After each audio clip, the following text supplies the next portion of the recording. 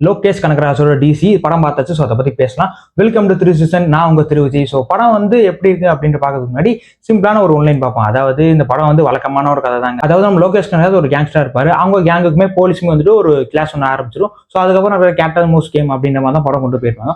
ஒரு வழக்கமான ஒரு டெம்ப்ளேட்டான ஒரு கதை தான். இப்படி ஆரம்பிச்சு இப்படி தான் முடியும் நம்மளுக்கே தெரியும். பட் இருந்தாலுமே ஸ்க்ரீன் பிளே கொஞ்சம் வித்தியாசமாக கொண்டு போயிருந்தாங்க. முக்கியமா படம் டெக்னிக்கலா ஸ்ட்ராங்கான படம். அதுலயும் சினிமோகிராஃபியா இருக்கட்டும், ஸ்டண்டா இருக்கட்டும், ரெண்டுமே சூப்பரா இருந்துச்சு. அந்த படத்துல ரத்தாரே ஓடும், ஆக்ஷன் வயலன்ஸ் ரொம்ப ஹெவியா இருக்கும். கெட்ட வார்த்தையிலுமே கொஞ்சம் ஹெவியா இருக்கும். அதனால படம் ஏ சர்டிஃபிகேட் 18+ போட்டு பாருங்க.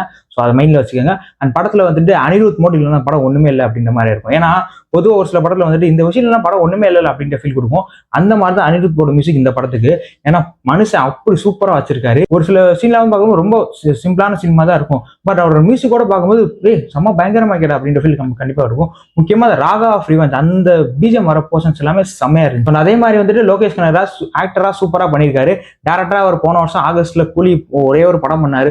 போட்டு அந்த அடி அடிக்க ஆரம்பிச்சிட்டாங்க. பட் ஆக்டரா இப்போ கம்பேக் கொடுத்துட்டாரு, சூப்பரா பண்ணிட்டாரு. அடுத்தவர் கண்டிப்பா டேரக்டா பண்ற படத்துலயும் கண்டிப்பா கம்பேக் கொடுப்பாரு. அல்லு அர்ஜுன் கூட பண்ற படம். ஸோ அது கண்டிப்பா நடக்கும் அப்படின்னு எனக்கு நம்பிக்கை இருக்கு. உங்களுக்கு கண்டிப்பா இருக்கும் நம்புறேன்.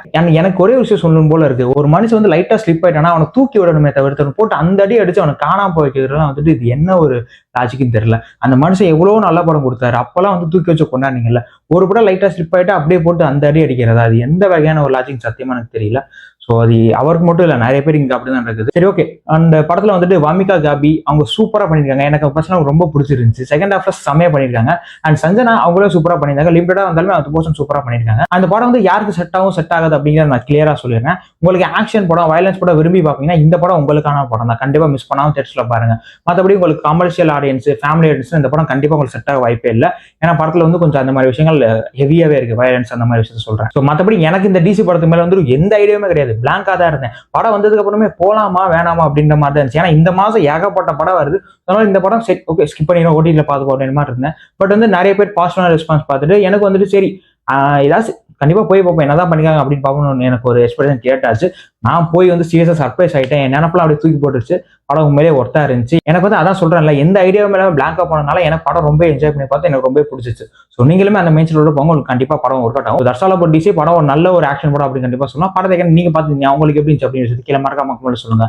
அண்ட் ப்ளீஸ் காய்ஸ், தயவு செஞ்சு கெஞ்சி கேட்கிறேன், வீடியோக்கு சப்போர்ட் கொடுங்க. ரொம்ப ரொம்ப கேவலமா போயிட்டு இருக்கேன் சேனல். ஸோ பார்த்து பண்ணுங்க. ஸோ அடுத்த வீடியோ நான் சந்திக்கிறேன். மறக்காம நம்ம திரு சேனலை சப்ஸ்கிரைப் பண்ணி வச்சுங்க. Thank you so much.